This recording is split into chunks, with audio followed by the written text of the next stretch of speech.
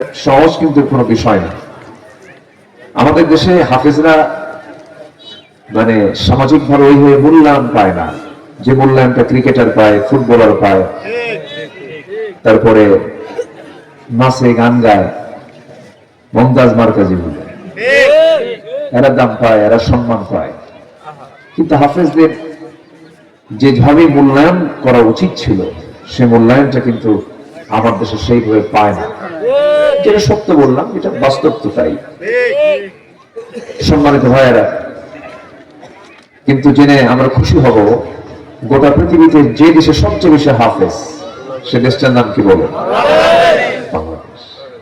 এবং প্রত্যেক বছর কেউ না কেউ ফার্স্ট, সেকেন্ড, থার্ড গোটা পৃথিবী থেকে তারা পুরস্কার ছিনিয়ে আনতেছে। কেউ তো আলহামদুলিল্লাহ বললেন। যারা ফার্স্ট হয়েছে এগুলো সব আমার খুব ভক্ত, ওরা আমাকে খুব ভালোবাসে। এই জাকারিয়া, নাজমুস সাকিব, তাকরিম, এরপরে তরিকুল সহ আরো যারা প্রতি বছর এ পর্যন্ত অনেকেই কম্পিটিশনের পুরস্কার নিয়ে আসছে, এরা আবার আমাকে খুব মহব্বত করে, আমাকে খুব ভালোবাসে। আমি এদেরকে খুব আগলে রাখি, মহব্বত করি। কারণ একটা হাফেজকে আল্লাহ পাক জাহান্নাম দিবেন কেমনে বলেন? সে তো নিজে একটা কোরআন হয়ে বসে আছে। সুবহানাল্লাহ বলবেন না? বিশাল ব্যাপার। আল্লাহ তাআলা আমাকে একটা ছেড়ে দিয়েছে, আহমদ আমিন সাদি, আমার একটা ছিল। তো আমি খুব আশা ছিল যে সে হাফেজ হবে, সে হাফেজ হয়েছে, বলি আলহামদুলিল্লাহ।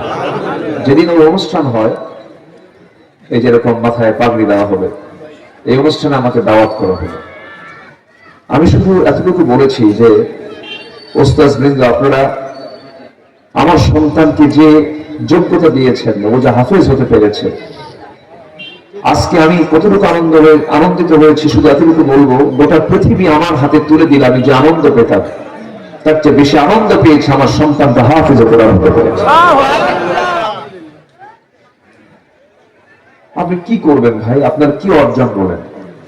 আপনি প্রেসিডেন্ট, আপনি মন্ত্রী, আপনি বড় বিচারপতি না।